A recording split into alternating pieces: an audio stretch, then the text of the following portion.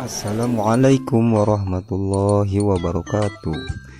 Anak-anakku kelas 2 bertemu lagi dengan Bapak di pelajaran Pendidikan Agama Islam dan Budi Pekerti. Baik, sebelum kita mulai pembelajaran, kita bersama-sama berdoa terlebih dahulu dengan membacakan doa sebelum belajar. Bismillahirrahmanirrahim. Rabbi jidni ilman warzuqni fahman birahmatika ya arhamar rahimin. Nah, untuk selanjutnya anak-anakku, di minggu sekarang pelajaran pendidikan agama Islam kita akan belajar tentang berwudu. Kalian bisa lihat di buku paket halaman 40-41. Wudu artinya bersuci dengan air. Wudu merupakan salah satu syarat sah untuk melaksanakan sholat. Dengan berwudu, kamu akan menjadi suci. Bagaimana tata cara berwudu? Yang harus diperhatikan yaitu sholat wudu. Yang pertama, syarat wudu adalah beragama Islam. Nah, jadi bagi selain non-Islam tidak akan sah untuk melaksanakan wudu. Nah, alhamdulillah kita termasuk orang-orang Islam. Yang kedua adalah mumayyid. Mumayyid yaitu adalah orang yang sudah dapat membedakan perbuatan benar dan salah, atau bisa disebut balik dan berakal. Yang ketiga, C, yaitu tidak berhadas besar, yaitu kita tidak memiliki hadas yang mewajibkan untuk melaksanakan mandi besar. Yang keempat, D, yaitu menggunakan air suci dan menyucikan, karena air itu ada yang suci tapi tidak menyucikan, atau ada air yang suci dan menyucikan. Nah, seperti apa contohnya air yang suci tapi tidak bisa dipakai menyucikan? Yaitu seperti air teh, air kopi, air kelapa. Nah, itu tidak bisa dipakai menyucikan, tapi hanya termasuk air yang suci, boleh diminum. Tapi yang bisa dipakai untuk bersuci atau berwudu di sini adalah airnya harus suci dan menyucikan, seperti air sumur, air sungai, air hujan, air laut, dan air yang lain-lainnya. Nah, yang kelima, E, syarat berwudu itu yaitu tidak ada yang menghalangi sampainya air ke kulit atau anggota tubuh. Misalkan kalau di anggota tubuh kita, anggota wudu kita terdapat cat, misalkan itu bisa menghalangi datangnya air. Makanya terlebih dahulu sebelum melaksanakan wudu harus dibersihkan terlebih dahulu. Nah, itulah syarat-syarat wudu. Selanjutnya yang kedua ada rukun wudu. Rukun wudu adalah hal-hal yang harus diperhatikan ketika sedang melaksanakan wudu. Di sini ada 6 rukun wudu. Rukun wudu yang pertama yaitu berniat. Berniat talafuz atau ucapan niat, contohnya adalah nawaitu wudu'a li rabbil hadasil asgori fardo lillahi ta'ala. Bacaan niat berwudu itu adalah hukumnya sunat, tapi yang termasuk rukun wudu adalah berniat di dalam hati, yaitu waktunya adalah ketika mengawali membasuh pertama dari anggota wudu, yaitu pada awal membasuh muka.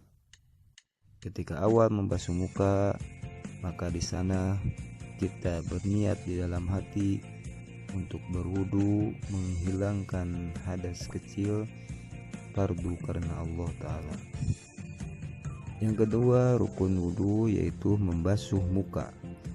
Yaitu ketika setelah kita berniat di awal membasuh muka, langsung rukun yang kedua adalah membasuh muka. Perlu diperhatikan batasan membasuh muka itu adalah atasnya itu diawali dari yang pertama kali tumbuh rambut, bawahnya sampai di bawah dagu, pinggirnya yaitu sampai ujung telinga. Yang ketiga atau C adalah membasuh kedua tangan sampai siku atau membasuh kedua tangan serta dengan sikunya. Dalam membasuh tangan kita diharuskan untuk menyela-nyela atau menyela-nyela hal yang berlipat seperti pada posisi membasuh siku-siku. Yang keempat atau D yaitu mengusap kepala. Berbeda dengan muka dan tangan. Kalau muka dan tangan dibasuh artinya air dialirkan, sedangkan untuk kepala adalah mengusap, yaitu cukup membasahi tangan dengan air kemudian diusapkan ke kepala kita. Yang kelima yaitu membasuh kedua kaki serta kedua mata kaki. Kenapa telinga tidak termasuk? Karena kalau membasuh telinga itu adalah hukumnya sunat. Maka yang wajibnya ketika kita setelah mengusap kepala, yang wajibnya adalah membasuh kedua kaki serta kedua mata kaki. Dan rukun wudhu yang terakhir, yang keenam, yaitu mengerjakan gerakan secara berurutan atau yang disebut dengan tertib. Baik, yang selanjutnya yaitu sunnah wudhu. Sunnah wudhu adalah sesuatu yang apabila dilaksanakan ketika berwudhu akan mendapatkan pahala, tapi kalaupun tertinggal tidak mengurangi sahnya berwudhu kita. Nah, apa saja yang menjadi sunnah wudhu? Yaitu yang pertama membaca basmalah. Nah, selain membaca basmalah, kita juga disunatkan membacakan 2 kalimat syahadat.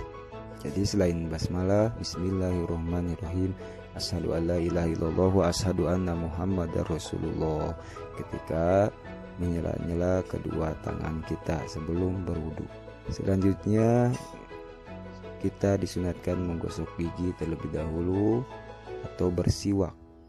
Yang selanjutnya disunatkan mencuci kedua telapak tangan sampai pergelangan, ya seperti tadi, yaitu dengan membacakan bismillah dan syahadat.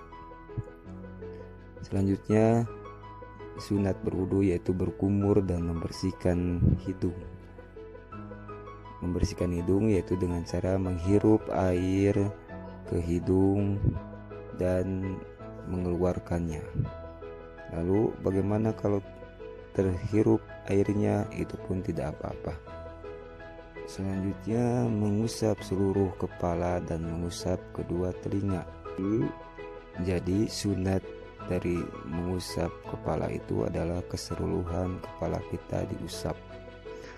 Dan selanjutnya diteruskan dengan mengusap 2 telinga. Yang selanjutnya sunat berwudu yaitu mendahulukan anggota wudu yang kanan daripada yang kiri, seperti tangan. Kita disunatkan mendahulukan tangan kanan dalam membasuhnya. Dan yang terakhir yaitu membaca doa setelah wudu.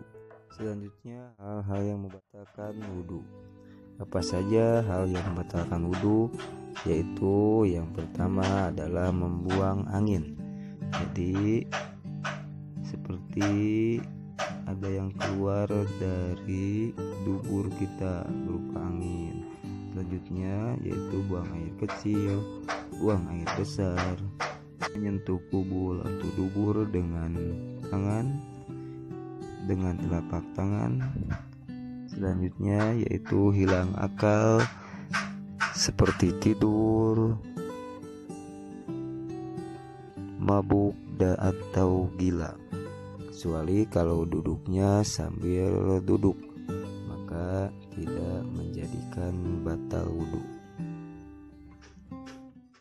Sementara seperti itu dulu yang bisa Bapak sampaikan.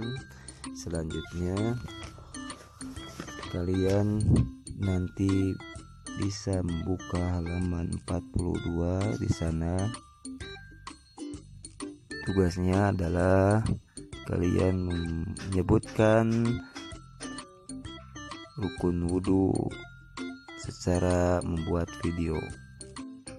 Dan selanjutnya di bawahnya kalian ada kolom yang harus kalian isi, dan setelah kolom di bawahnya kalian bisa menyusun susunan rukun wudhu sesuai urutan. Nah, mungkin seperti itu.